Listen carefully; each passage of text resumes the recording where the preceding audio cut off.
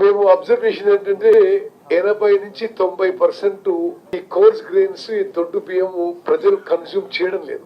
ఇవి డైవర్ట్ అయ్యి డైరెక్ట్ గా డీలర్ల నుంచి కొన్ని చోట్ల అదేవిధంగా లబ్ధిదారులు కూడా బ్లాక్ లో అమ్మేసుకోవడం. ఉదాహరణకి మీకు ఫిగర్స్ ఇవ్వాలంటే 40 రూపాయలు ఖర్చు పెట్టి కేంద్ర ప్రభుత్వం గాని రాష్ట్ర ప్రభుత్వం గాని ఉచితంగా ఇచ్చే ఈ కోర్స్ గ్రెయిన్స్ దొడ్డు బియ్యము the beneficiaries are not consuming them a majority and overwhelming majority. ఇది అంటే కన్స్యూమ్ చేయకపోవడం, అమూల్యమైన ప్రజాధనం దుర్వినియోగం కావడం, అదే విధంగా ఒక ఇల్లీగల్ వ్యాపారానికి మరి ఇట్ బికేమ్ ద ఫౌండేషన్. ఈ యొక్క సిస్టమ్ నుంచి మార్చడానికి నిజంగా సరే మనం తెలంగాణ రాష్ట్రంలో పేదలకి నిరుపేదలకి లోవర్ మిడిల్ క్లాస్ కి నిజమైన ఫుడ్ సెక్యూరిటీ ఆహార భద్రత కల్పించాలనే ఒక గొప్ప ఆలోచనతో ముఖ్యమంత్రి గారు ఉప ముఖ్యమంత్రి గారు అదే విధంగా కేబినెట్ మంత్రులను చర్చించి ఈ మొత్తం సిస్టమ్ మార్చేసి 30 తారీఖున హుజూర్ నగర్ నియోజకవర్గం నుంచి సన్న బియ్యం పంపిణీ కార్యక్రమం మొదలు పెడుతున్నాము. ఇది సుమారు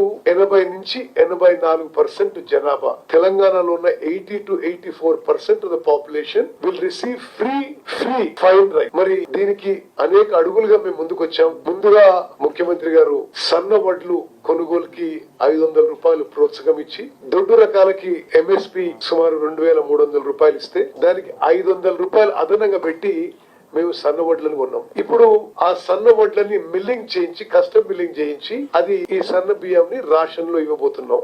నా సుదీర్ఘ రాజకీయ అనుభవంలో ఇంతకంటే better welfare schemes are very rare in this country. సంక్షేమ పథకాల్లో జనాభాలో ఎక్కువ పర్సెంటేజ్ కి ఉపయోగపడే విధంగా ఇంతకంటే there cannot be a better welfare scheme. There cannot be something which does more social justice. మరి రాష్ట్రంలో నలుమూలలా మీరు ఎక్కడున్నా సరే మీరు ఈ సన్న బియ్యం మీరు ఎక్కడికి షిఫ్ట్ అయినా, మీరు ఉదాహరణకి చాలా మంది హైదరాబాద్ లో ఉంటారు, మీ రేషన్ కార్డు మీ ఊర్లో ఉంటుంది, మీకు కూడా మీరు ఎక్కడ ఉంటే అక్కడ ఈ రేషన్ బియ్యం డ్రా చేసే విధంగా సిస్టమ్ కూడా మరి ముందుకు తీసుకుపోతున్నాము.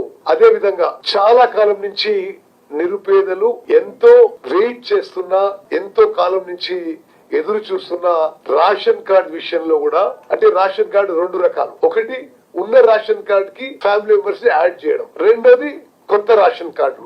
ఇది ఎవరేమన్నా ఇది నిస్సందేహం ఇది గత 10 ఏళ్లలో గత ప్రభుత్వం ఈ విషయం నిర్లక్ష్యం చేసింది. వాళ్ళు ఏదో అంకెలు ఇస్తారు, మేము 2 లక్షలు ఇచ్చాం 3 లక్షలు ఇచ్చాం అంటే అవన్నీ కూడా బై ఎలక్షన్స్ టైం ఇచ్చినవి. కానీ రాష్ట్రంలో ఎప్పుడు కూడా టోటలీ ఓపెన్ అప్, అంటే ఎంత మందికి కొత్త ఫ్యామిలీ మెంబర్స్ ఉన్నా అదే విధంగా ఎంత మందికి కొత్త రేషన్ కార్డులు కావాలన్నా సాచురేషన్ మోడ్ లో మేము ఇప్పుడు ఇవ్వడానికి నిర్ణయం తీసుకుని ముందుకు పోతున్నాము.